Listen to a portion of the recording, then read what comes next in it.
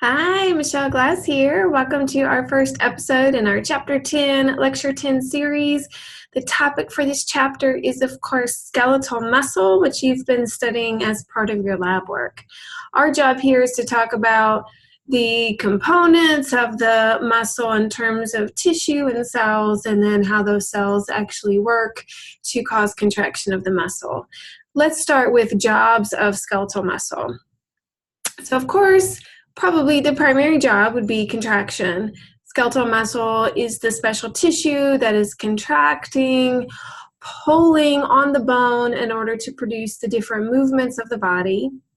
Skeletal muscle is excitable, so the cells can respond to neural signals. We will see skeletal muscle is under conscious control, although you will have some unconscious control of skeletal muscle as well.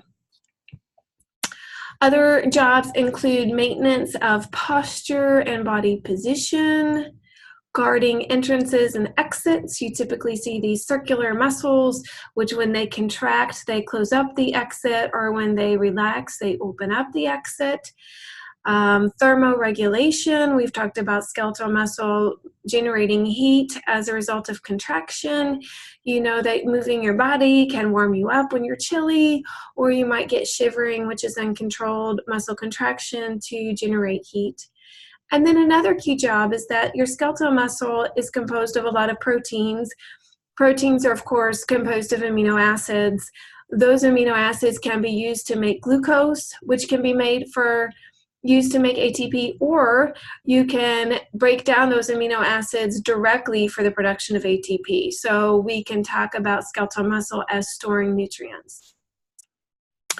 When we are talking about muscle, we've already mentioned that is attached to the bone. The connective tissue that attaches the muscle to the bone is called a tendon.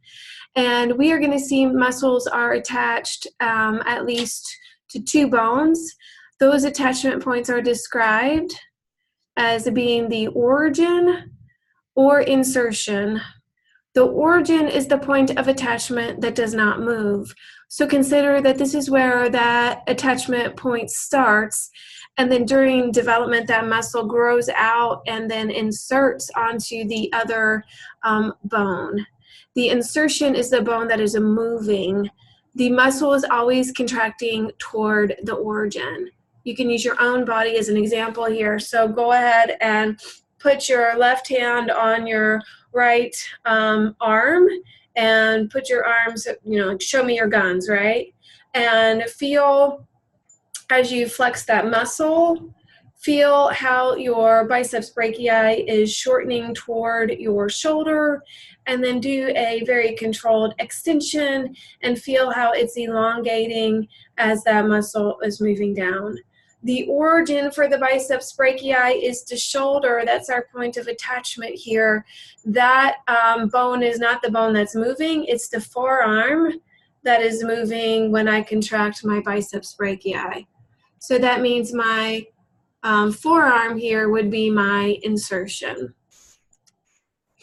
As we're looking at our whole muscle, we are going to look at some layers of connective tissue that are embedded here in the muscle. On the very outside of the muscle, we're going to have a connective tissue layer called the epimysium, where that prefix epi means above or upon, so it makes sense that this would be the outermost layer. Myo or sarco is referring to muscle, so epimysium means above or upon the muscle. So it's going to be surrounding the outer layer of that muscle. As we look inside the muscle, we'll see that it is arranged into these bundles called fascicles. Fascicles are going to be bundles of muscle cells. Now, wrapping